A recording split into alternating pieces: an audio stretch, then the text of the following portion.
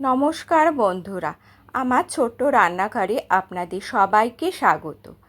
আজকে আমি যে সবজিটা রান্না করব সেটা বর্ষাকালেই পাওয়া যায়, খেতেও সুস্বাদু আর এর পুষ্টিগুণ অনেক। তাহলে চলুন শুরু করা যাক। প্রথমে কড়া বসিয়ে তার মধ্যে পরিমাণ মতো সর্ষের তেল দিয়ে দেব। তেলটা গরম হতে থাক। তেল গরম হলে ওর মধ্যে 1 চামচ সাদা জিরে ফোড়ন দিয়ে নেব আর 2টো শুকনো লঙ্কা দিয়ে দেব আর কিছুটা হিং দেব আর 1 চামচ কালো সর্ষে দিয়ে দেব। নেড়ে চেড়ে সবগুলো মিশিয়ে নেব।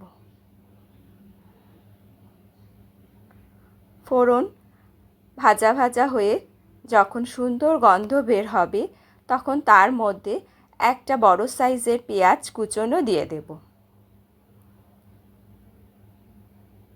পেঁয়াজটা তেলের সাথে মিশিয়ে নেব।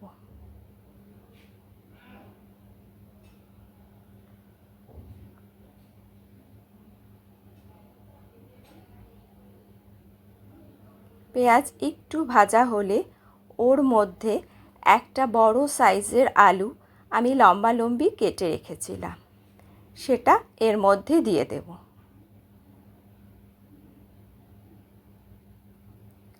আলু ও পেঁয়াজ মিশিয়ে নেব।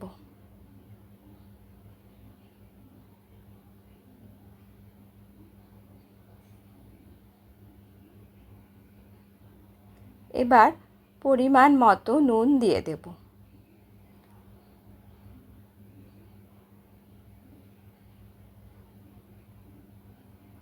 আর হলুদও দিয়ে দেব। হলুদটা একটু বেশি দিয়েছি কারণ পরে আরও একটু সবজি অ্যাড করব, তাই নেড়েচেড়ে নুন হলুদ মিশিয়ে নেব।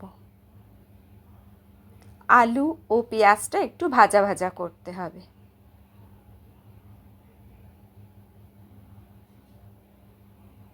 এবার গ্যাসের ফ্লেমটা কম করে ঢাকা দিয়ে আলুটা একটু সেদ্ধ করে নেব।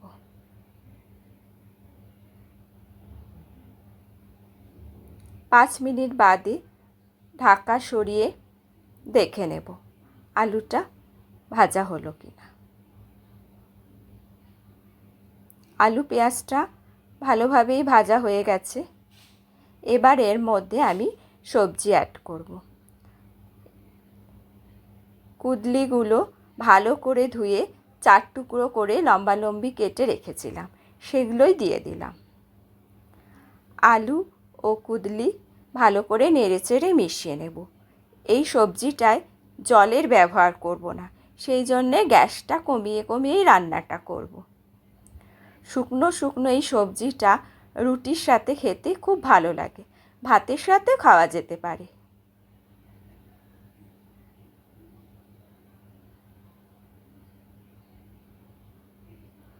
এখন এর মধ্যে আমি 1 চামচ জিরের গুঁড়ো, 1 চামচ ধনের গুঁড়ো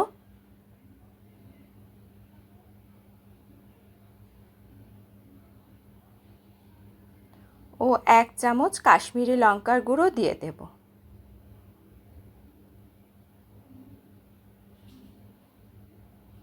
নেড়ে চেড়ে শুকনো মশলাগুলো সবজির সাথে মিশিয়ে নেব।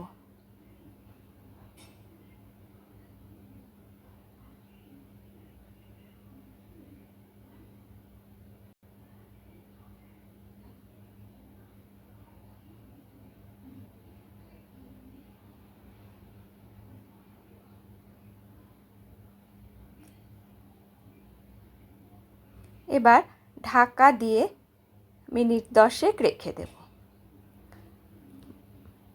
কিছুক্ষণ পর আবার ঢাকা সরিয়ে দেখে নেব, কারণ জল দিইনি, তলায় লেগে যেতে পারে।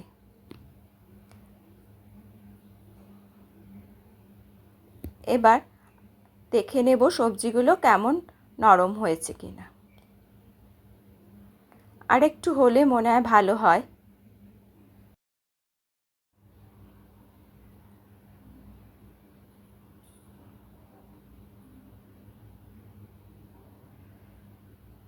আবারও 5 মিনিট ঢাকা দিয়ে রেখে দেব।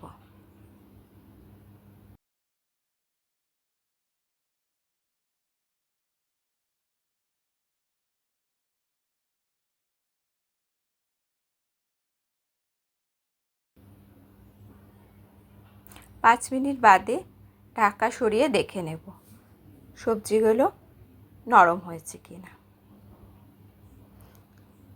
আলু নরম হয়ে গেছে, রান্নাটা আমার হয়ে গেছে। এবার শেষে একটা মশলা দেব, ম্যাগি ম্যাজিক মশলা।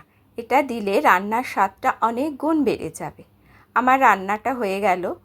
এই রান্নাটা রুটির সাথে গরম গরম খেতে পারেন, ভাতের সাথেও খাওয়া যেতে পারে।